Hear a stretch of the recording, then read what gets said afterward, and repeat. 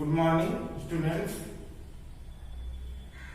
Class 9 social science में आज हम लोग जो है चैप्टर नंबर 10 में लेक्चर नंबर 2 के माध्यम से लोकतंत्र की परिभाषा का अध्ययन करेंगे।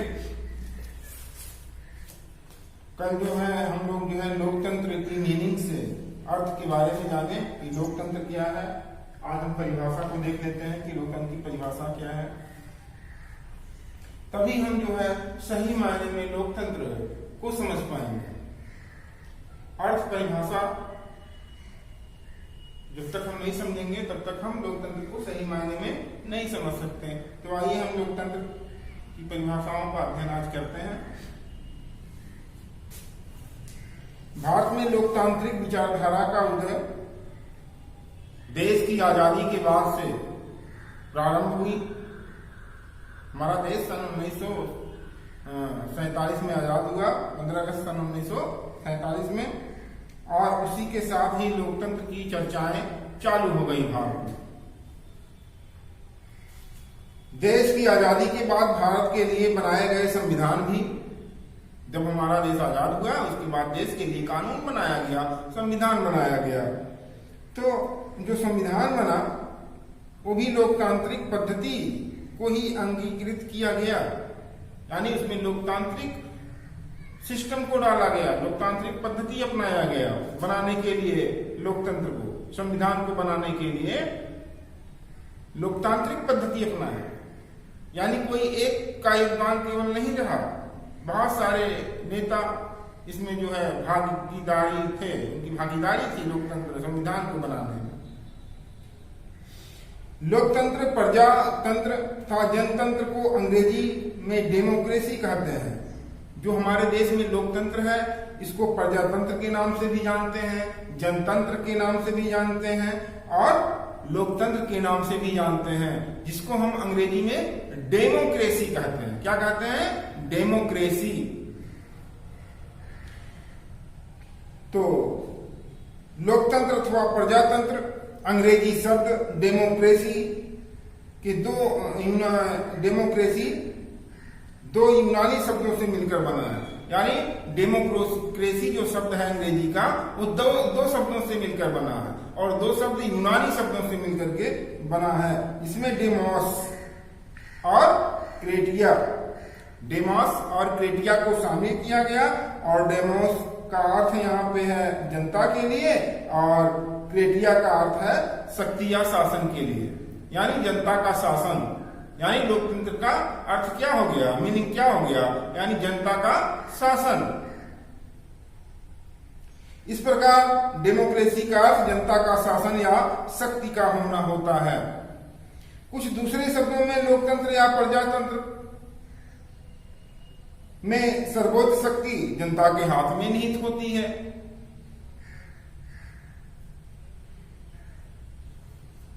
तो लोकतंत्र की परिभाषाएं हमारे बहुत सारे विद्वानों ने लोकतंत्र को समझाने के लिए लोकतांत्रिक तरीके से परिभाषाओं को व्यक्त किया है। इसमें अब्राहम लिंकन है, अमेरिका के प्रथम राष्ट्रपति हैं, इन्होंने अपनी परिभाषा दी है लोकतंत्र के बारे में। आइए देखते हैं।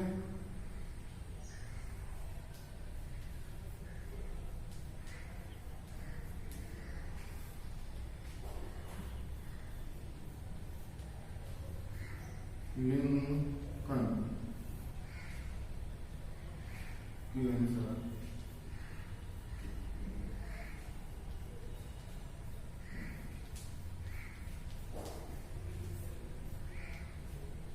परिभाषाओं को हम इन्वर्टेड कामा में ही व्यक्त करते हैं, लिखते हैं। पहली परिभाषा अब्राहम लिंकन क्या कहते हैं? लोकतंत्र जनता का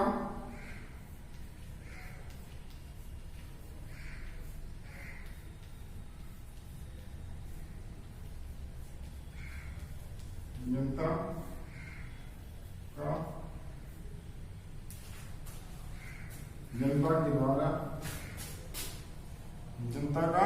जनता के लिए जनता के लिए इसीलिए जनता द्वारा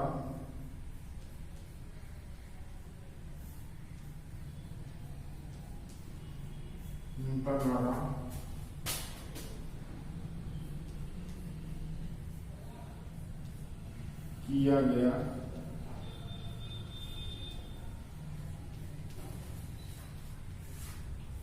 शासन है।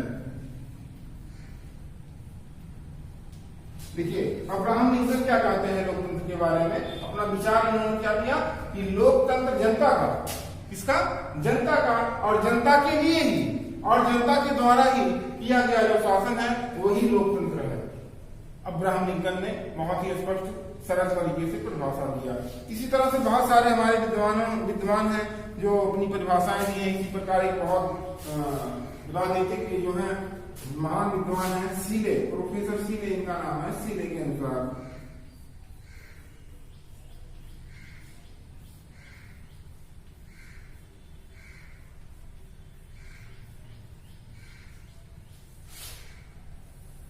सीले ने क्या परिभाषा दिया लोकतंत्र के बारे में? देखिए इन्होंने कहा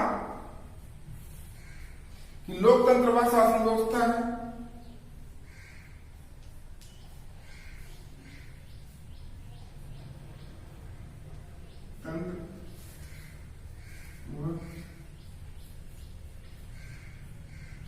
शासन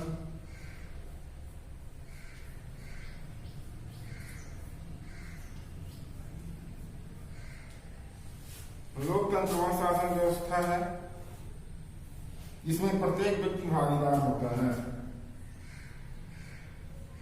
जिसमें प्रत्येक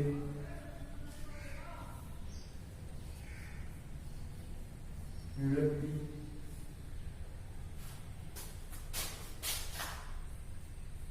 भागीदार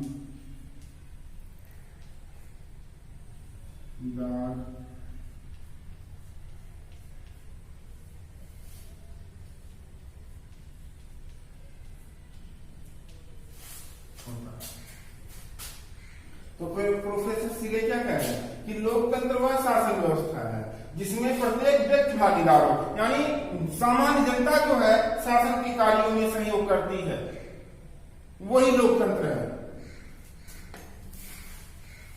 इसी तरह से और बहुत सारे विद्वान हैं, इन्होंने अपने विचार, डायसी एक विद्वान है, इन्होंने कहा लोकतंत्र शासन का वह स्वरूप है जिसमें शासक समुदाय संपूर्ण राष्ट्र का अपेक्षाकृत एक बड़ा भाग होता है।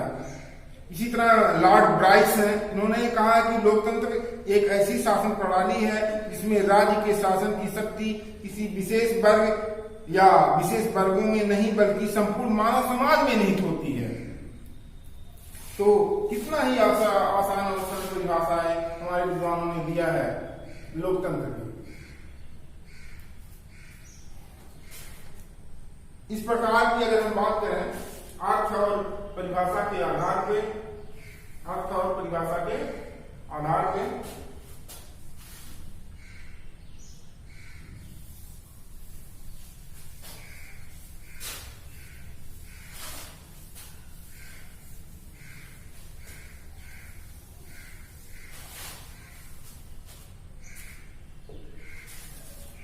तो हम पाएंगे कि लोकतंत्र कई प्रकार के होते हैं, दो प्रकार के, मुख्य रूप से कितने प्रकार के, दो प्रकार के होते हैं।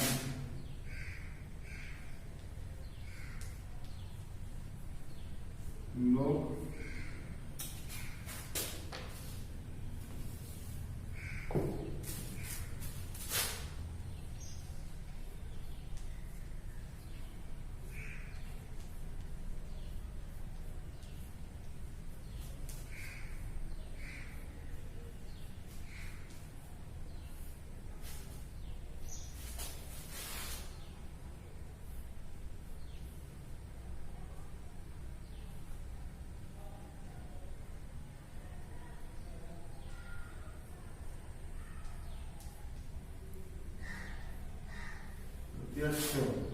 लोकतंत्र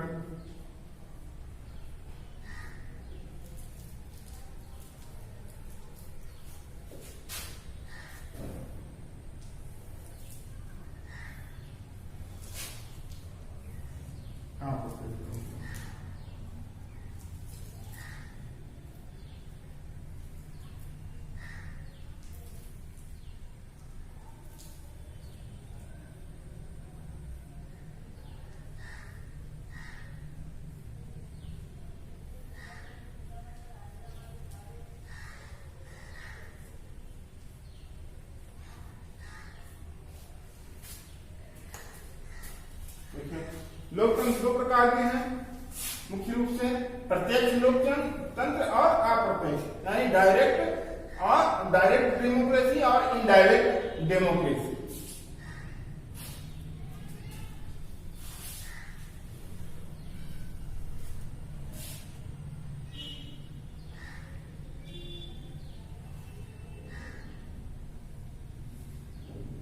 देखिए डायरेक्ट लोकतंत्र क्या है।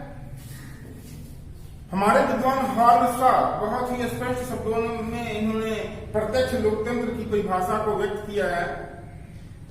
इन्होंने कहा कि शुद्ध रूप में लोकतांत्रिक शासन वह शासन है, शुद्ध रूप से लोकतांत्रिक शासन वह शासन है जिसमें समस्त जनता स्वयं यानी खुद प्रत्यक्ष रूप से बिना प्रतिनिधियों के प्रभु सत्ता का प्रयोग करती है। उसमें कोई प्रतिनिधि नहीं होता, प्रतिनिधि नहीं चुनते हैं, डायरेक्ट शासन को चुनते हैं। डायरेक्ट क्या, सरकार को ही चुनाव करते हैं जनता, बीच में कोई प्रतिनिधि नहीं होता। तो इसे हम प्रत्यक्ष लोकतंत्र कहते हैं। डायरेक्ट सरकार का चुनाव करना, हमारे देश में क्या है, हम डायरेक्ट सरकार का चुनाव नहीं करते हैं। हम किसका चुनाव करते हैं, अपने प्रतिनिधियों का चुनाव करते हैं और प्रतिनिधि फिर सरकार का चुनाव करती है। तो हमारे देश में अप्रत्यक्ष लोकतंत्र है। इसी तरह और बहुत सारे देशों में जो है हमारे देश में अप्रत्यक्ष है और दूसरे देशों में मतलब बहुत सारे देशों में जैसे हुआ अमेरिका हो गया, वहां प्रत्यक्ष लोकतंत्र है। वहां जनता खुद अपने शासक का चुनाव करती है डायरेक्ट। प्रत्यक्ष लोकतंत्र शासन में जनता प्रत्यक्ष रूप से शासन कार्यों में भाग लेती है। जनता राज्य की नीति का निर्धारण करती है, कानून बनाती है और शासन कार्यों के लिए कर्मचारियों की नियुक्ति भी करती है। उल्लेखनीय कि प्रत्यक्ष लोकतंत्र केवल छोटे राज्यों में ही सफल हो सकता है। हमारा देश बहुत विशाल देश है, बहुत बड़ा देश है। यहाँ जो है प्रत्यक्ष लोकतंत्र सफल नहीं हो सकता है। यहाँ हम जनप्रतिनिधियों के माध्यम से ही सरकार का चुनाव करते हैं, इसलिए हमारे देश में अप्रत्यक्ष लोकतंत्र है। भारत में प्राचीन काल से ही इस तरह के कई गणराज्य थे। मालक, क्षुद्रक था वज्र संघ। वर्तमान में अमेरिका के कुछ राज्यों में, स्विट्जरलैंड के कुछ प्रांतों में इनका प्रचलन देखने को हमें मिलता है। किसका, प्रत्यक्ष लोकतंत्र का। जहाँ छोटे छोटे राज्य हैं, वहाँ छोटे देश हैं, वहाँ पे प्रत्यक्ष लोकतंत्र अधिकतर पाया जाता है। आइए अप्रत्यक्ष लोकतंत्र को हम जानते हैं। अप्रत्यक्ष लोकतंत्र को प्रसिद्ध विद्वान जे.एस. मित्तल का विचार है कि अप्रत्यक्ष लोकतंत्र वह शासन है जिसमें जनता अपने प्रतिनिधियों के माध्यम से शासन का चुनाव करती है। सामान्य जनता जनप्रतिनिधियों का चुनाव की और जनप्रतिनिधि शासन का चुनाव कर रही है, शासन को चुन रही है। यानी वो जनता ही चुन रही है। जनता अगर जनप्रतिनिधि को नहीं चुनती तो जनप्रतिनिधि कैसे सरकार बनाती? तो इस तरह से हमारी भागीदारी है, लेकिन कैसी है, डायरेक्ट नहीं है, इनडायरेक्ट है। यानी अप्रत्यक्ष लोकतांत्रिक शासन व्यवस्था हमारे देश में पाई जाती है। अप्रत्यक्ष लोकतंत्र के द्वारा जनता को प्रशासनिक, राजनीतिक और सामाजिक सभी प्रकार का प्रशिक्षण भी प्राप्त होता है। इस शासन प्रणाली में जनता अपनी शक्ति के हस्तांतरण के लिए प्रतिनिधियों का निर्वाचन करती है। जनता अपनी शक्ति को अपने प्रतिनिधियों को दे देती है और प्रतिनिधि की सरकार का चुनाव करते हैं। अधिकांश देशों में लोकतंत्र की अप्रत्यक्ष प्रणाली को ही अपनाया गया है। खास करके जो विशाल देश हैं, बड़े देश हैं, वहां पे भारत तथा इंग्लैंड जैसे राज्य अप्रत्यक्ष लोकतंत्रात्मक शासन प्रणाली के अच्छे उदाहरण हो सकते हैं। भारत में और इंग्लैंड में भी बहुत बढ़िया उदाहरण है लोकतंत्र, अप्रत्यक्ष लोकतांत्रिक शासन प्रणाली का।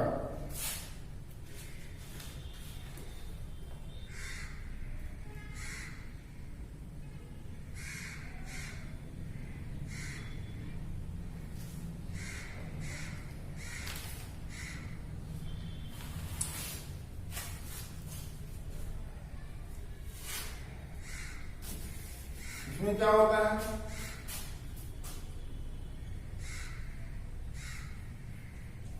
जनता सीधे शासक का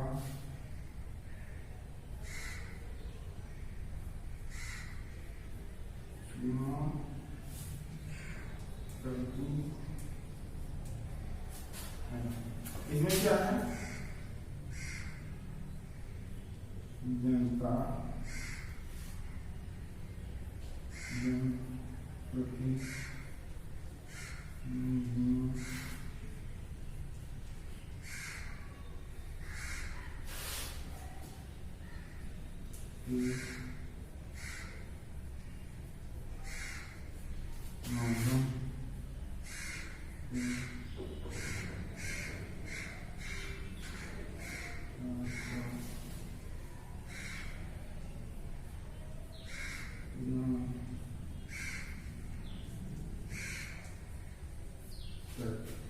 यहाँ देखिए जनता सीधे तौर पे शासक का चुनाव कर, शासन का चुनाव कर ले रही है, लेकिन अप्रत्यक्ष में जनता जनप्रतिनिधियों के माध्यम से चुनाव कर रही है। यानी यहाँ प्रत्यक्ष या इनडायरेक्ट रूप से हम सरकार को चुन रहे हैं और यहाँ डायरेक्ट रूप से सरकार को चुन ले रहे हैं। ये अंतर है प्रत्यक्ष लोकतंत्र में और अप्रत्यक्ष।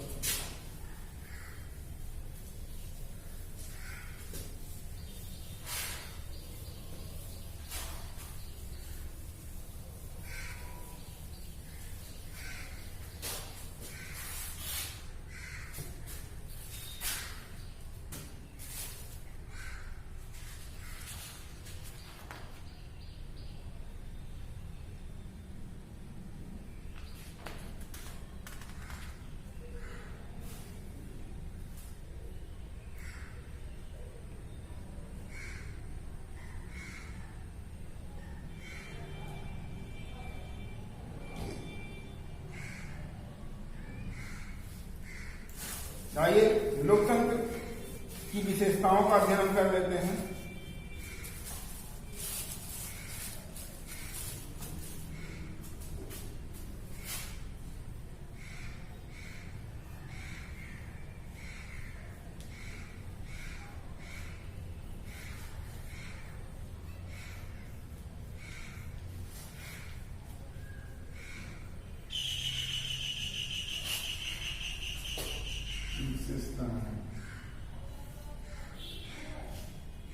लोकतंत्र की विशेषता, तो हम अभी अर्थ मीनिंग को जाने, लोकतंत्र की परिभाषा को जाने, उसके आधार पे हम लोकतंत्र की विशेषताओं का अध्ययन करते हैं। आइए देखते हैं कि लोकतंत्र की क्या विशेषता है।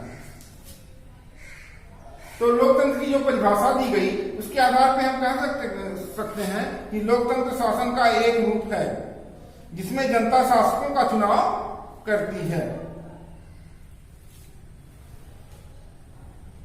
तो इसके लिए जो स्पष्ट परिभाषा विशेषता आ रही है सामने, उसे हम कह सकते हैं कि लोकतंत्र की मुख्य विशेषताएं निम्नलिखित हैं। इसमें सर्वप्रथम लोकतंत्र की पहली विशेषता क्या हो गई कि लोकतंत्र की पहली विशेषता यह है कि निर्णय लेने की अंतिम शक्ति जनता द्वारा निर्वाचित प्रतिनिधियों के पास होती है। पहली विशेषता क्या हो गई,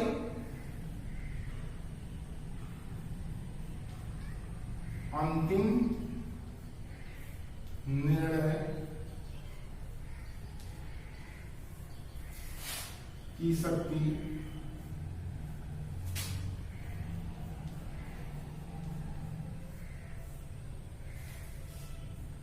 जनप्रतिनिधियों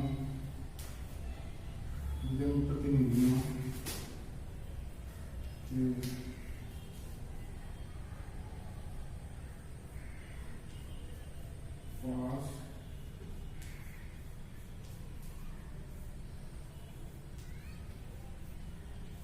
होती है।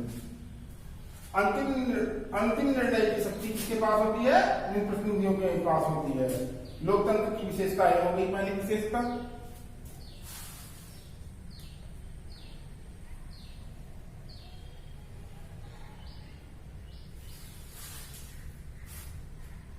परंतु अंतिम फैसले लेने की शक्ति निर्वाचित प्रतिनिधियों के हाथ में नहीं रह पाती।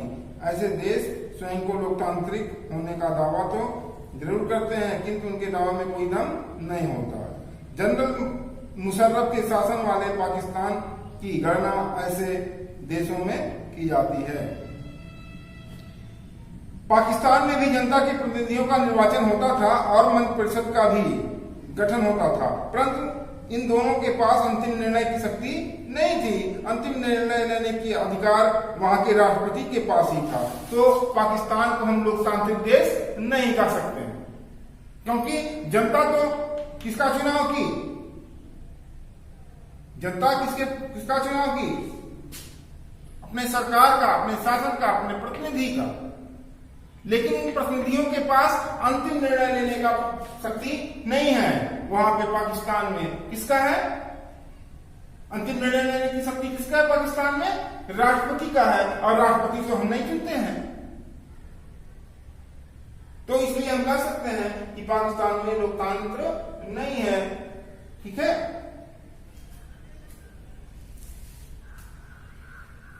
वह तानाशाही व्यवस्था हो गया, राजशाही व्यवस्था हो गया।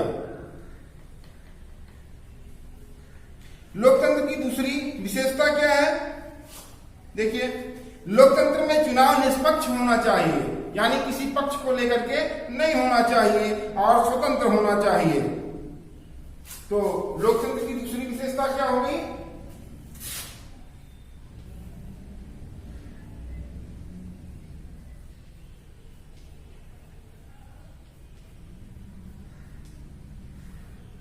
लोकतंत्र में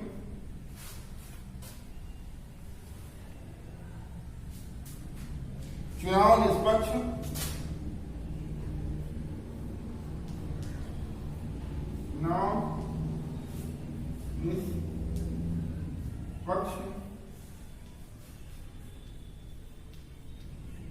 और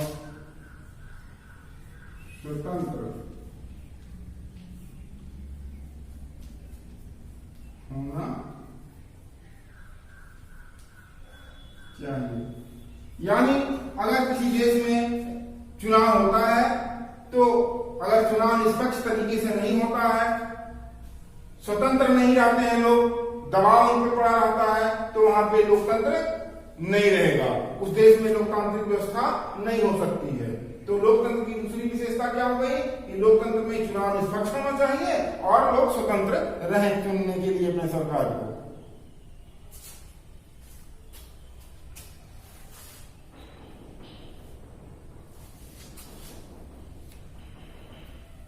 तो लोकतंत्र की दूसरी विशेषता यही है, निष्पक्ष चुनाव और स्वतंत्र होना चाहिए, ताकि सत्ता में बैठे लोग भी चुनाव हार सकें। कई ऐसे देश हैं जहां निर्वाचन का स्वांग तो रचा जाता है, परंतु चुनाव स्वतंत्र व निष्पक्ष नहीं होते। विघटन से पहले सोवियत संघ में भी निर्वाचन वैसा ही होता था, परंतु साम्यवादी दल के अधिनायकत्व के कारण केवल साम्यवादी दल के सदस्य अथवा साम्यवादी दल के ही समर्थक ही निर्वाचन में हिस्सा लेते थे, जैसा चीन में है। जैसा कि चीन में है, चीन में साम्यवादी दल के लोग ही सरकार में हिस्सेदारी ले सकते हैं और कोई मतलब ही नहीं है। तो हम वहां क्या कर सकते हैं? तो वहां लोकतंत्र नहीं है। वर्तमान में चीन में भी यही व्यवस्था है। तो लोकतंत्र की तीसरी विशेषता आइए देखते हैं क्या हो सकता है। लोकतंत्र का एक व्यक्ति एक वोट एक मोल के सिद्धांत पर आधारित होता है। यानी लोकतंत्र में एक व्यक्ति केवल एक ही वोट दे सकता है, चाहे वो कितना भी छोटे पद पे हो, चाहे वो बहुत ही बड़े पद पे हो, राष्ट्रपति प्रधानमंत्री ही क्यों ना हो, उसका भी एक ही वोट होगा। एक व्यक्ति का एक वोट का मूल्य होता है। तो ये लोकतंत्र की तीसरी विशेषता है। और प्रत्येक व्यक्ति को वोट देने का अधिकार होता है। लोकतंत्र के लिए होने वाले संघर्ष सार्वभौम वैश्य मताधिकार के साथ जुड़ा होता है। यानी वे सभी नागरिक किसी भी देश में किसी भी नागरिक, चाहे वो स्त्री हो या पुरुष हो, वह 18 वर्ष की आयु अगर पूरा कर लेता है, उसे हम वैश्य मान लेते हैं। और प्रत्येक वयस्क जो है वोट देने का अधिकारी होता है, उसे ही हम सार्वभौम वयस्क मताधिकार कहते हैं, जो लोकतंत्र की तीसरी विशेषता है।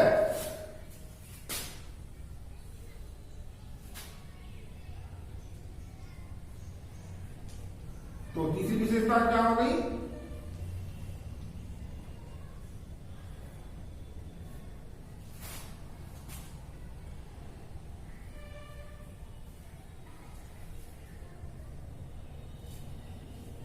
वयस्क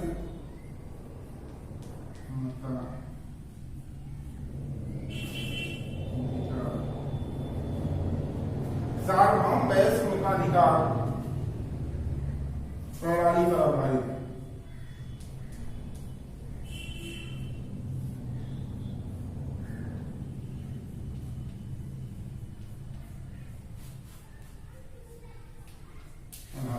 तो लोकतंत्र की किसी विशेषता हो गई सार्वभौम वयस्क मताधिकार प्रणाली पर आधारित होना चाहिए, तो उसे हम कहेंगे कि यहां लोकतंत्र है।